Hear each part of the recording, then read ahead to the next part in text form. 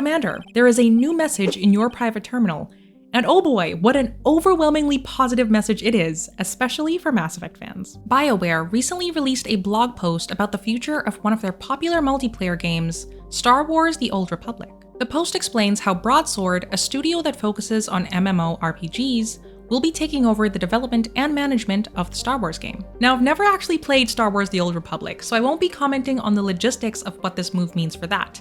But I will comment on what this means for the next Mass Effect game, because this move is definitely overwhelmingly positive and a huge win for the franchise. The blog post by General Manager of Bioware Gary McKay goes on to explain how Bioware's focus has shifted to Dragon Age and Mass Effect. This is the most important part of the post, especially if you're a Mass Effect fan. It reads, "As we look toward the future, Bioware is focused on becoming a leader in developing immersive, emotionally charged single-player games with teams primarily in Austin and Edmonton. This means a renewed focus on our two key franchises, Dragon Age and Mass Effect. For Dragon Age, we continue to build, polish, and tune an exceptional experience we know our fans will love. We can't wait to share more on this soon. For Mass Effect, we continue pre-production with a core team of veteran storytellers who are bringing the deep franchise history forward in a spectacular new way." Let's actually go, guys. This is hugely positive news, especially if you're a Mass Effect fan, for a few different reasons. First off, more of the Austin and Edmonton teams are going to be working on only Dragon Age and Mass Effect games. From a game development standpoint, that means more focus on Mass Effect,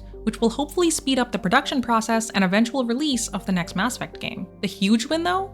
Bioware seems to finally realize where its strengths as a studio lie.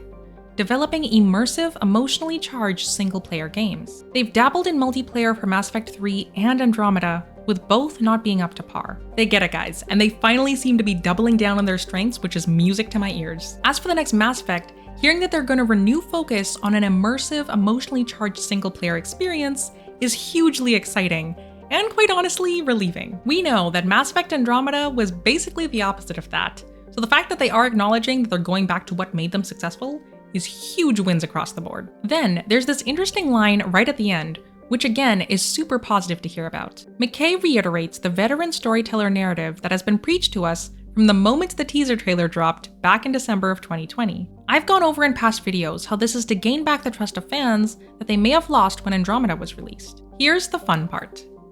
Who are bringing the deep franchise history forward in a spectacular new way. What can we infer from this about Mass Effect 5? McKay mentions deep franchise history. This to me says that they aren't going to make a new story like Andromeda. They're going to bring back old faces and again, play to their strengths of building on places of historical significance to the franchise. Places like Ilium, Omega, and the Citadel. Now the part where McKay says that they're moving forward in a spectacular new way, it got me thinking. If you've watched any of my theory videos for Mass Effect 5, you know that I think the next game is going to involve a multiverse. This line from McKay about bringing the deep franchise history forward in a spectacular new way only strengthens that theory. What could be more spectacular than opening up the Mass Effect universe into a multiverse, where the opportunities for storytelling goes up exponentially? You could both draw from history from the current Mass Effect universe and expand on it by bringing back old characters with new twists.